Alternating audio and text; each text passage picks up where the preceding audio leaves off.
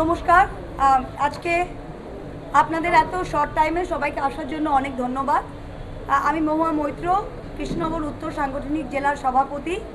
আমার সাথে রয়েছে ডান দিকে অভিনব ভট্টাচার্য, যিনি অল ইন্ডিয়া তৃণমূল কংগ্রেসের প্রথম মনোনীত প্রার্থী ছিলেন, এবং বাঁ দিকে রয়েছেন সোমনাথ দত্ত, যিনি আবার বি ফর্মে 2 নম্বর মনোনীত প্রার্থী ছিলেন।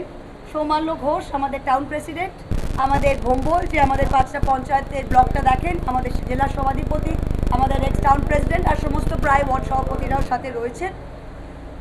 যে কোনো একটা টেকনিক্যাল কারণে আজকে আমাদের স্ক্রুটিনিতে অভিনব ভট্টাচার্যের যে নমিনেশনটা রয়েছে সেটি পাস হতে পারেনি।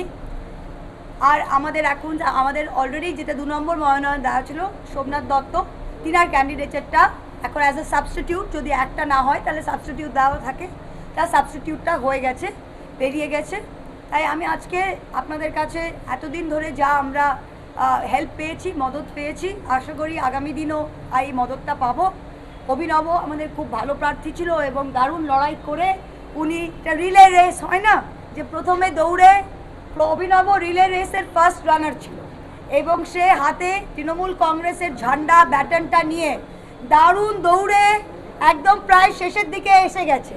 এখন সে সোমনাথকে সেই ঝান্ডাটা দিচ্ছে, সোমনাথ সেই ঝান্ডাটা নিয়ে ঠিক সেই স্পিডটা দৌড়ে লাস্টে আরেকটু বেশি দৌড়ে সেটাকে ক্রস করবে। এটাই, the baton has been passed over.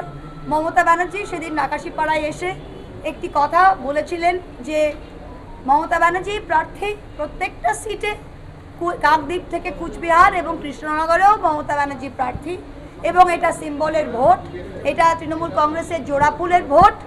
তাই আগামী দিনে যেরকমভাবে প্রচার হচ্ছে, অভিনব প্রচারে থাকবে, সোমনাথ দত্ত আমাদের ক্যান্ডিডেট, অভিনব প্রচার করবে, আমাদের যেরকম টিম তৃণমূল কংগ্রেসের ভোটটা করছিল ঠিক তেমনি করবে। এবং কাম 4th মে এবার বহুদিন বাদে 2016 পরে 10 বছর পরে তৃণমূল কংগ্রেসের জোড়া ফুল 4 তারিখ মেয়ের কৃষ্ণনগরে ফুটবে ফুটবে ফুটবে।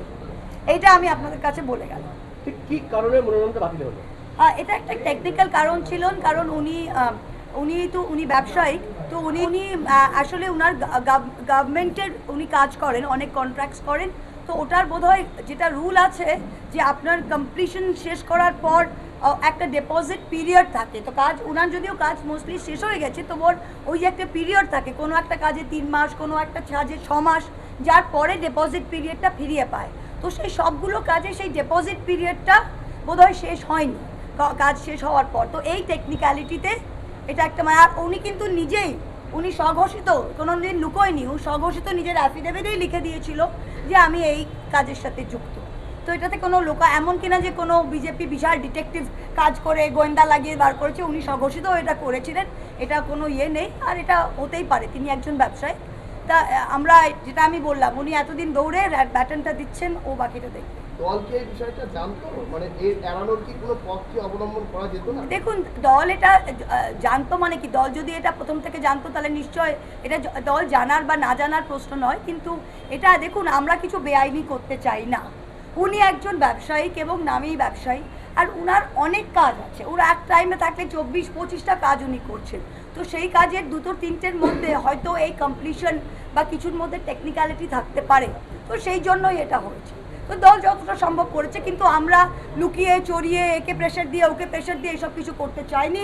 প্রত্যেকটা হেডকোয়ার্টার সিটে আমাদের প্রার্থী 1 এবং প্রার্থী 2 থাকে। আপনি যদি বি ফর্মটা দেখেন, বি ফর্মের উপরে পরিষ্কার লেখা ছিল প্রার্থী নাম্বার 1 অভিনব ভট্টাচার্য, কলাম 1 to 4 এবং প্রার্থী number 2 Somnath Dutta 5, column 5 to 7। তো এমন কিনা যে আমার ওর বি ফর্ম দিয়ে তারপর এর বি ফর্ম দিয়ে পুরনো কংগ্রেস আমলে যেগুলো হতো ওসব কোনো খেলা হয়নি। আমরা পরিষ্কারই একটা বি ফর্মেই 2টো নাম ছিল, যদি কোনো কারণে কোনোটার প্রথমটা পাস না হয় সেকেন্ডটা হচ্ছে। হঠাৎ করে প্রার্থী বদলের ফলে কর্মীদের কি মনোবলে কোনো ঘাটতি আছে? আমাকে দেখে মনে হচ্ছে আপনাকে?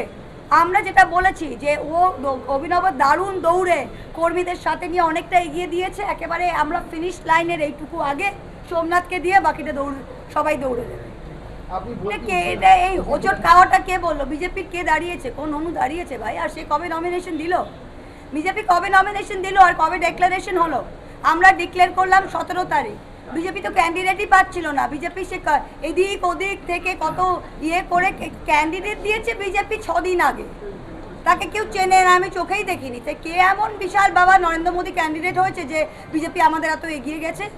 বিজেপি সিম্পল হিন্দু মুসলিম বিভাজন করে ওরা এই দিকটা এখানে সিটটা জিতেছে। এবার SIR এর কারণে লোকে ভুলে গেছে। অমিত শাহ পরিষ্কার বলল, ডিটেক্ট ডিলিট ডিপোর্ট, মানে কি? ডিটেক্ট করো, চিহ্নিত করো, ডিলিট করো, বাদ দাও।